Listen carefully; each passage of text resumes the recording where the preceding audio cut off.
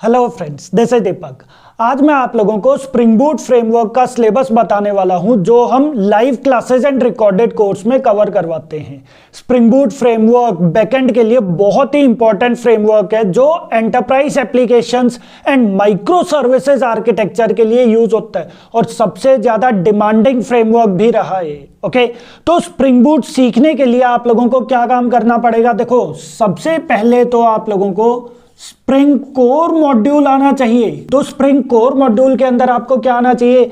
सबसे पहले आप लोगों को करना होता है स्प्रिंग इंट्रोडक्शन, मतलब स्प्रिंग क्या होता है, स्प्रिंग के एडवांटेजेस क्या होते हैं, स्प्रिंग का यूज क्या होता है, ये बेसिक इंट्रोडक्शन पार्ट पता होना चाहिए। देन पोजो क्लासेस क्या होती है, जावा बीन क्लासेस क्या होती है, ये टॉपिक भी बहुत इंपॉर्टेंट है, इंटरव्यू में पूछा जाता है। देन इसके बाद पता होना चाहिए कि स्प्रिंग कंटेनर क्या होता है, inversion of control that is IOC क्या होता है, bean factory and application context क्या होता है, ये सारे कंटेनर्स है। ठीक है, ये सब कुछ कंटेनर से रिलेटेड पार्ट आ जाता है। ओके, देन उसके बाद आप लोगों को स्प्रिंग का फर्स्ट प्रोग्राम करना है जिसके थ्रू आप लोगों को उसका फ्लो पता चलता है कि स्प्रिंग कंटेनर एक्चुअल में कैसे काम करता है, स्प्रिंग कॉन्फ़िगरेशंस हम लोग कैसे प्रोवाइड करते हैं। सबसे ज्यादा जो कॉन्फ़िगरेशंस यूज होती हैं that is by using Java annotations. तो एनोटेशंस के थ्रू, जावा के थ्रू हम लोग कॉन्फ़िगरेशंस कैसे प्रोवाइड करते हैं, XML फाइल के थ्रू कैसे कॉन्फ़िगरेशंस प्रोवाइड करते हैं, सारी चीजें पता होनी चाहिए। देन बीन ऑब्जेक्ट बहुत इंपॉर्टेंट है। तो बीन ऑब्जेक्ट का लाइफ साइकिल क्या होता है, डिपेंडेंसी इंजेक्शन क्या होता है, डिपेंडेंसी इंजेक्शन हम लोग अचीव कैसे कर सकते हैं, ऑटो वायरिंग क्या होता है। तो इस टाइप के बहुत सारे टॉपिक्स आ जाते हैं स्प्रिंग कोर मॉड्यूल के अंदर। ओके, तो सबसे पहला मॉड्यूल जो आप लोगों को करना है that is spring core module. Okay, ठीक है।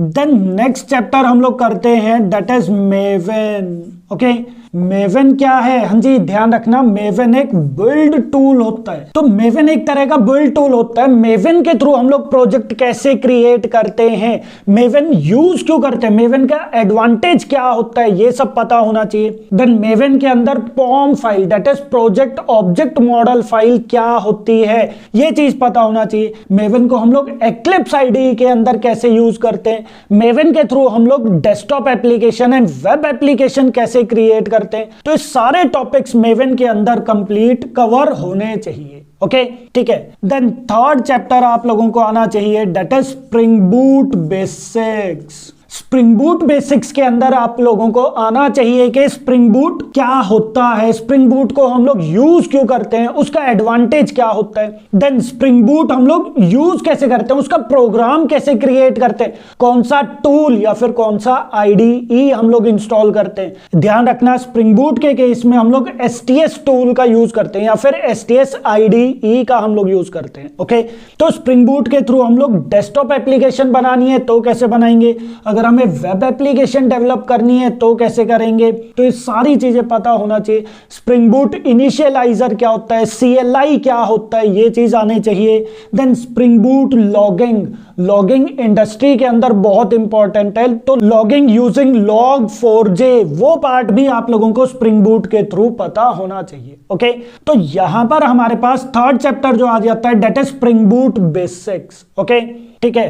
देन फोर्थ चैप्टर आना चाहिए that is Spring Boot data access using databases. Okay, तो यहां पर स्प्रिंग बूट डेटा एक्सेस का क्या मतलब है कि हम लोग डेटा को किस टाइप से एक्सेस कर सकते हैं, डेटाबेसेस के थ्रू। ओके, तो यहां पर आप लोगों को बहुत सारी टेक्नोलॉजीज, डेटाबेस वाली टेक्नोलॉजी सीखनी पड़ती हैं, जैसे JDBC क्या होता है। ठीक है, बेसिक है, बिल्कुल बेसिक से ही स्टार्ट करेंगे कि JDBC क्या होता है, किस टाइप से JDBC के थ्रू हम लोग डेटाबेस कनेक्टिविटी करते हैं। ठीक है, देन नेक्स्ट पार्ट आ जाता है कि DAO that is data access object, ये बेसिकली एक डिजाइन पैटर्न होता है। तो DAO डिजाइन पैटर्न क्या होता है, किस टाइप से हम लोग उसको यूज करते हैं। ओके, देन ORM क्या होता है, that is object relational mapping, ORM क्या होता है। ठीक है, हाइबरनेट हो गया, JPA, डेटा JPA।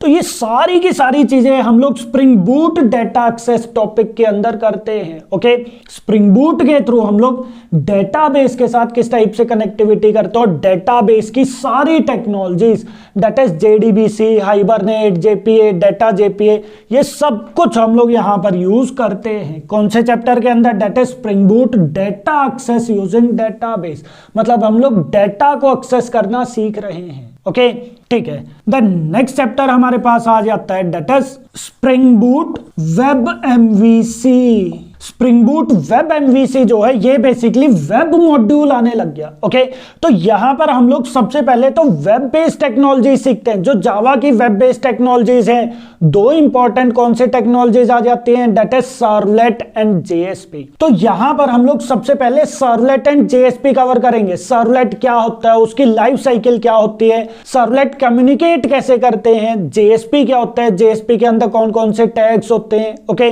देन जेएसटीएल क्या होता है, that is JSP standard tag library क्या होता है, एक्सप्रेशन लैंग्वेज क्या होता है, ये सारे टॉपिक्स आ जाते हैं। देन कंट्रोलर्स क्या होते हैं, किस टाइप से क्रिएट करते हैं, व्यू रिजॉल्वर्स क्या होते हैं, हैंडलर मैपिंग क्या होते हैं। तो इस टाइप के बहुत सारे टॉपिक्स इसके अंदर आ जाते हैं। ठीक है देन इसके बाद आता है सेशन मैनेजमेंट के हम लोग किस टाइप से यूजर का सेशन मैनेज करते हैं वेब एप्लीकेशन के अंदर। ओके अच्छा यहां पर MVC design pattern that is model view controller design pattern पता होना चाहिए। ठीक है उसका आर्किटेक्चर पता होना चाहिए डीपली, किस टाइप से वो काम करता है। तो बहुत सारे टॉपिक्स आ जाते हैं स्प्रिंग बूट वेब एमवीसी के अंदर। ओके ठीक है तो ये था हमारे पास 5th chapter. Then 6th chapter आ जाता है that is Spring Boot with RESTful web services and API integration. Okay तो यहां पर Spring Boot with RESTful web services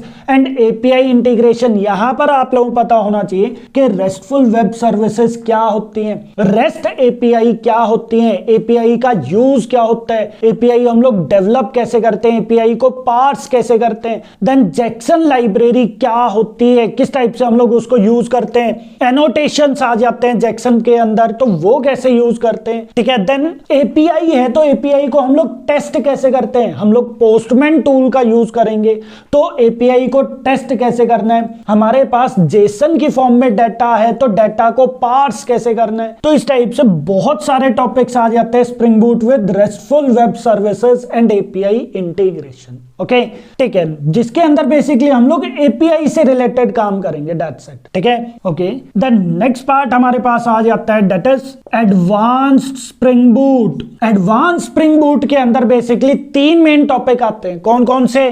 first हमारे पास आ जाता है that is Spring boot security. Spring boot security के अंदर आता है कि ऑथेंटिकेशन एंड ऑथोराइजेशन क्या होता है, in memory authentication, database authentication, OAuth authentication क्या होता है, सोशल लॉगिन कैसे हम लोग कर सकते हैं। ठीक है देन हम लोग ऑथोराइजेशन वाला पार्ट करते हैं इसके अंदर, तो काफी सारे टॉपिक्स आ जाते हैं। देन इसके बाद हमारे पास आता है that is micro services. Micro services क्या होता है, किस टाइप से हम लोग माइक्रो सर्विसेज बिल्ड करते हैं, उनको इंटीग्रेट किस टाइप से करते हैं, माइक्रो सर्विसेज का आर्किटेक्चर क्या होता है, monolithic and micro services architecture में क्या डिफरेंस होता है, ये क्यों यूज होता है, आज के दिन इंडस्ट्री के अंदर माइक्रो सर्विसेज ज्यादा क्यों यूज होते हैं। तो ये सारे टॉपिक्स हमारे इस कोर्स में कंप्लीट होंगे। ओके देन इसके बाद लास्ट टॉपिक जो इंपॉर्टेंट टॉपिक आ जाता है दैट इज एक्चुएटर्स। तो स्प्रिंग बूट की हम लोग हेल्थ, हमारे एप्लीकेशन की हेल्थ मेजर करते हैं। Okay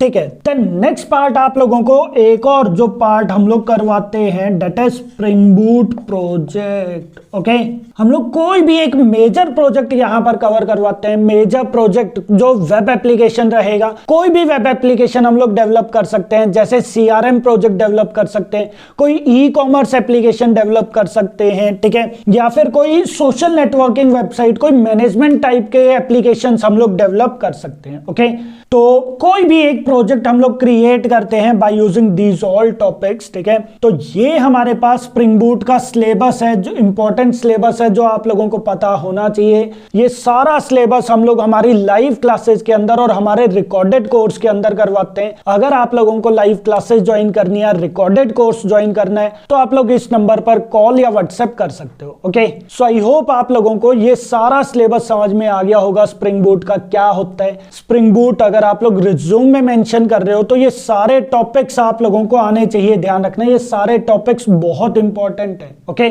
so I hope syllabus आप लोगों को समझ में आ गया है। इन केस अगर कोई डाउट आता है तो आप लोग कमेंट्स के अंदर पूछ सकते हो। Okay, thank you.